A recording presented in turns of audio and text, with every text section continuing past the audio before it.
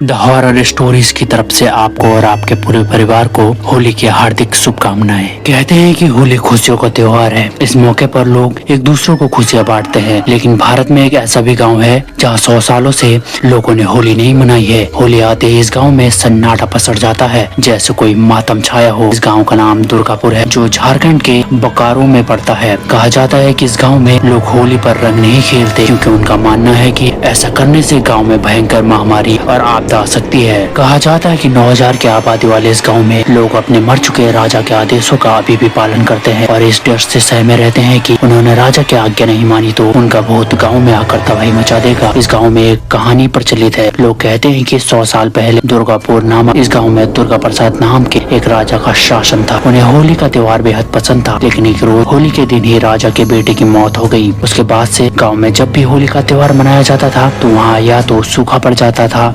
या महामारी फैल जाती थी, जिसमें सैकड़ों लोग मारे जाते थे। महामारी से तंग आकर राजा ने समस्त प्रजा को होली का त्योहार न मनाने का आदेश दे दिया, लेकिन कुछ सालों के बाद इत्तेफाक से उस राजा की भी मौत होली के ही दिन हो गई। उसके बाद से ही यहाँ होली का त्योहार न मनाने की एक परंपरा बन गई, जो अब तक चल रही है। उनका मानना है कि अगर राजा के आदेश की अवहेलना की तो उनका भूत आकर गाँव में तबाही मचा देगा।